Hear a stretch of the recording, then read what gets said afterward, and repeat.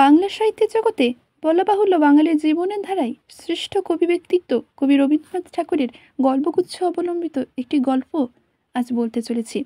যে গল্পটি হতে চলেছে একটি মেয়ের জীবনের যে সমস্ত শখ, আহ্লাদ, ইচ্ছা সব কিছুই একটি মেয়ের বিবাহের কারণের জন্য যে কীভাবে শেষ হয়ে যেতে পারে তাই আজকে তুলে ধরব। আজকের গল্পটি হচ্ছে খাতা। আজকের গল্পটি শুরু করছি, তার আগে আমি সায়ন্তিকা সকলকে স্বাগত তোমাদের চ্যানেল নোবেলস বাংলায়। লিখিতে শিখিয়া অবধি উমা বিশেষ উপদ্রব আরম্ভ করিয়াছে। বাড়ির প্রত্যেক ঘরে দেওয়ালে প্রায় কয়লা দিয়া বাঁকা লাইন কাটিয়া বড় বড় কাঁচা অক্ষরে কেবল লিখিতেছে, জল পড়ে পাতা নড়ে। তাহার বউ ঠাকুরিনীর বালিশের নিচে হরিদাসের গুপ্ত কথা ছিল, সেটা সন্ধান করিয়া বাহির করিয়া তাহার পাতায় পাতায় পেন্সিল দিয়া লিখিয়াছে, কালো জল লাল ফুল। বাড়ির সর্বদা ব্যবহার্য নতুন পঞ্জিকা হইতে অধিকাংশ তিথি নক্ষত্র খুব বড় বড় অক্ষরে এক প্রকার লুপ্ত করিয়া দিয়াছে। বাবার দৈনিক হিসাবের খাতায় জমা খরচের মাঝখানেই লিখিয়া রাখিয়াছে, লেখা পড়ে করে যেই, গাড়ি ঘোড়া চড়ে সেই। এ প্রকার সাহিত্য চর্চায় এ পর্যন্ত সে কোনো প্রকার বাধা পায় নাই। অবশেষে একদিন একটা গুরুতর দুর্ঘটনা ঘটল। উমার দাদা গোবিন্দলাল দেখিতে অত্যন্ত নিরীহ, কিন্তু সে খবরের কাগজে সর্বদা লিখিয়া থাকে।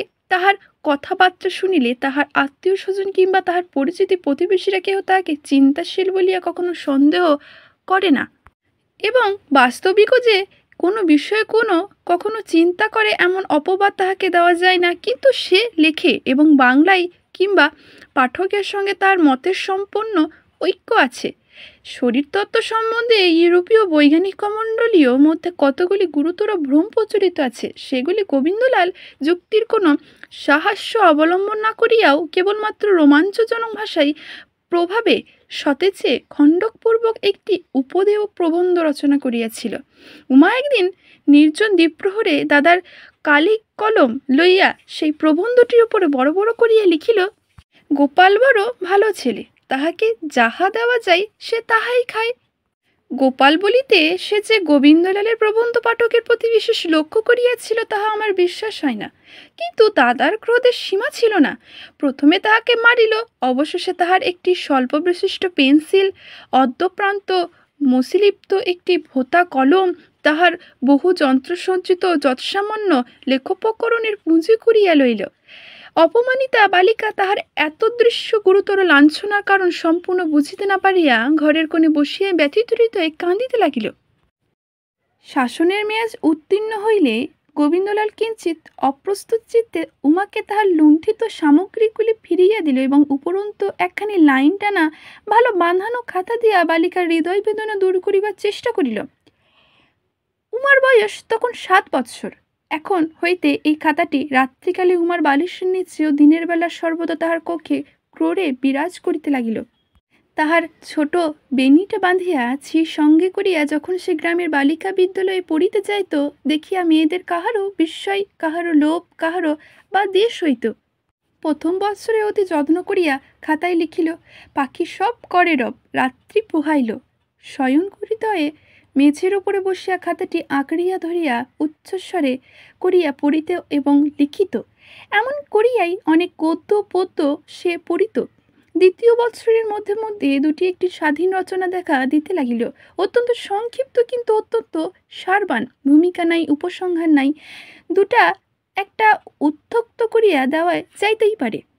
খাতায় কথামালার ব্যাঘ্র ও বকের গল্পটা যেখানে কাপি করা আছে তাহার নিচে এক জায়গায় একটা লাইনের পাওয়া গেছে, সেটা কথামালা কিংবা বর্তমান বঙ্গ সাহিত্যের আর কোথাও ইতিপূর্বে দেখা যায় নাই।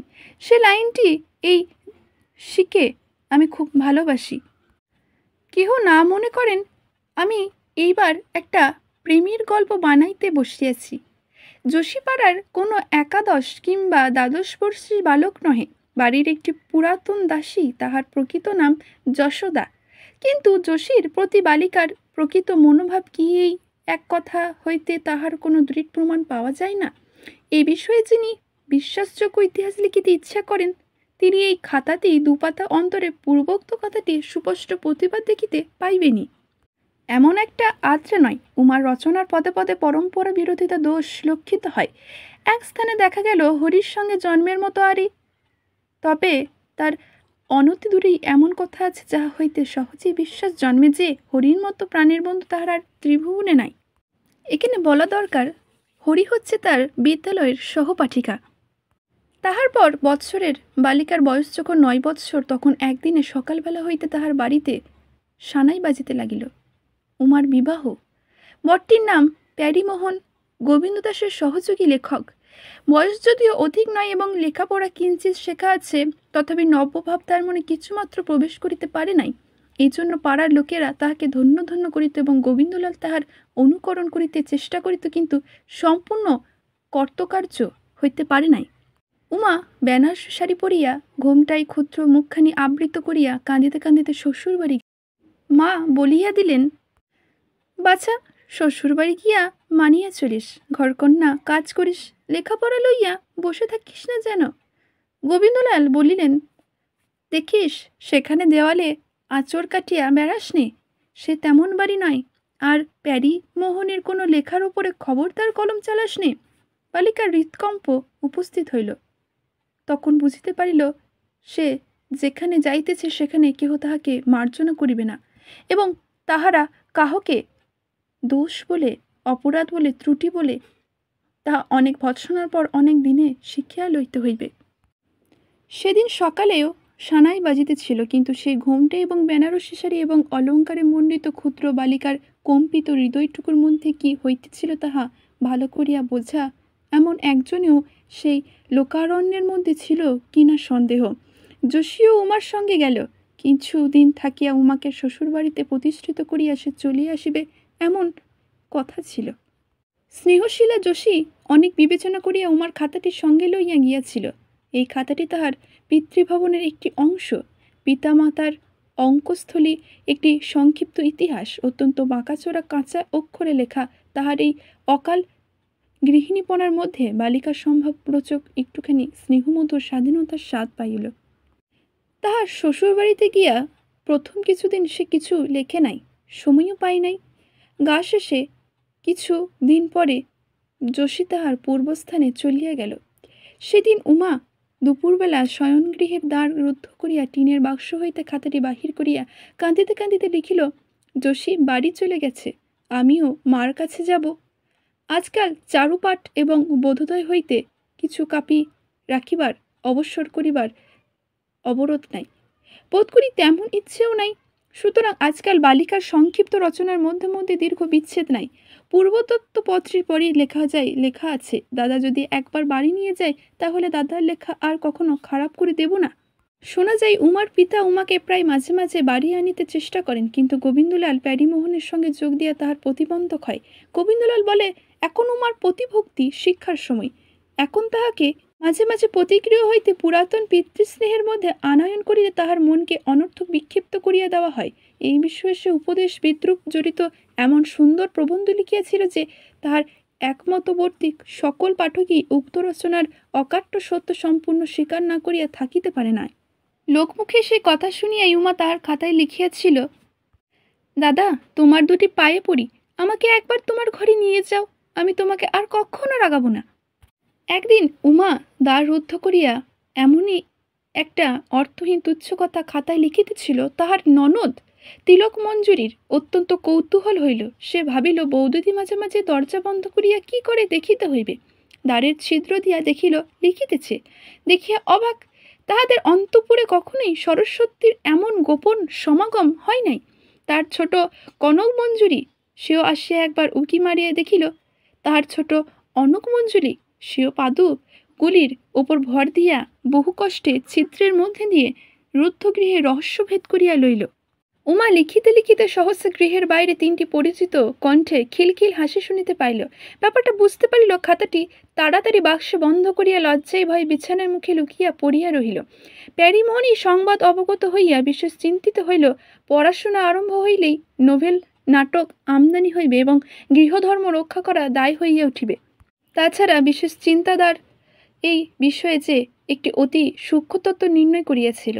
সে বলিত, স্ত্রী শক্তি এবং পুংশক্তি উভয় শক্তির সম্মূলে প্রবৃত্ত দাম্পত্য শক্তির উদ্ভব হয়, কিন্তু লেখাপড়া শিক্ষার দ্বারা যদি স্ত্রী শক্তি পরাভূত হইয়া একান্ত পুংশক্তির প্রাদুর্ভাব হয়, তবে পুংশক্তির সহিত পুংশক্তির প্রতিঘাতে এমন একটি প্রলয় শক্তির উৎপত্তি, তার দ্বারা দাম্পত্য শক্তি প্রতিঘাতে এমন একটি প্রলয় শক্তির মধ্যে দিয়া বিনাশ শক্তি এবং বিলীন শক্তির লাভ করে, সুতরাং রমণী বিধবা হয়।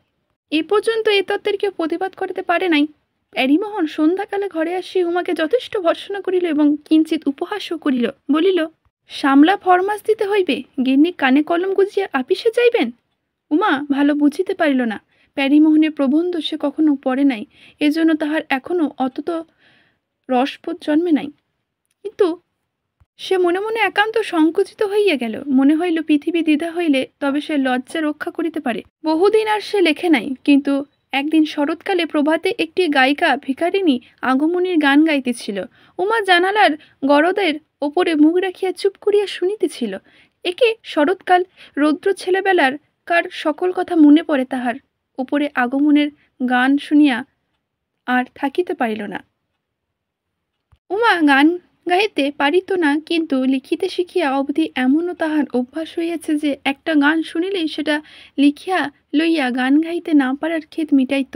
আজ কাঙ্গালিনী গাইতেছিল, পুরবাসী বলে উমার মা তোর হারা তারা এলো ওই, শুনে পাগলিনী প্রায় অমনি রানী ধাই, কই উমা বলি কই, কেঁদে রানী বলে আমার উমা এলে, একবার আইমা একবার আইমা একবার আইমা করি কোলে, অমনি দুবাহু পোষারি মায়ের ধরা গড়ি, অভিমানে কাঁদে রানীর বলে কই মেয়ে বলে আনতে গিয়াছিলে।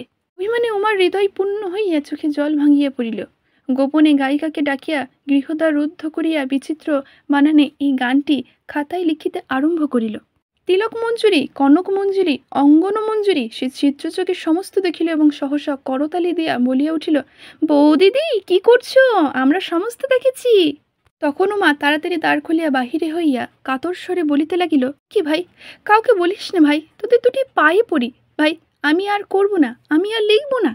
অবশেষে উমা দেখিল তিলক মঞ্জুরি তাহার খাতাটির উপরের প্রতি লক্ষ্য করিতেছে। তখন সে ছুটিয়া গিয়া খাতাটি বক্ষে চাপিয়া ধরিল। নন্দনীরা অনেক বল প্রয়োগ করিয়া সে কাড়িয়া লইবার চেষ্টা করিল, কর্তকার্য না হইয়া অনঙ্গ দাদাকে ডাকিয়া আনিল। প্যারীমোহন আসিয়া গম্ভীরভাবে খাটে বসিল, মেঘমন্দ্রেশ্বরে বলিল, খাতা দাও। আদেশ পালন হইল না দেখিয়া আরও দুই এক সুর গলা নামাইয়া কহিল, দাও বলিয়া বালিকা খাতাটি বক্ষে ধরিয়া একান্ত নয়ন দৃষ্টিতে স্বামীর মুখের দিকে চাহিল। যখন দেখিল প্যারীমোহন খাতা কাড়িয়া লইবার জন্য উঠিয়া, তখন সে মাটিতে ফেলিয়া দিয়া দুই বাহুতে মুখ ঢাকিয়া ভূমিতে লুটিতে হইয়া পড়িয়া থাকিল। প্যারীমোহন খাতাটি লইয়া বালিকার লেখাগুলি উচ্চস্বরে পড়িতে লাগিল। শুনিয়া উমা পৃথিবীকে উত্তরাত্তর গাঢ়তর আলিঙ্গনের বদ্ধ করিতে লাগিল এবং অপর তিনটি বালিকা শ্রোতা খিলখিল করিয়া হাসিয়া অস্থির হইল। সেই হইতে উমা আর সে খাতা পায় নাই। প্যারীমোহনেরও সূক্ষ্মতত্ত্ব কণ্টকিত বিবিধ প্রবন্ধপূর্ণ একখানি খাতা ছিল, কিন্তু সেটি কাড়িয়া লইয়া ধ্বংস করে এমন মানবী তৈষী কেহ ছিল না। এখানে শেষ করছি আজকের গল্পটি। আজকের গল্পটি যদি ভালো লেগে থাকে অবশ্যই একটি লাইক করবেন, কমেন্ট করবেন এবং শেয়ার করতে ভুলবেন না। ধন্যবাদ।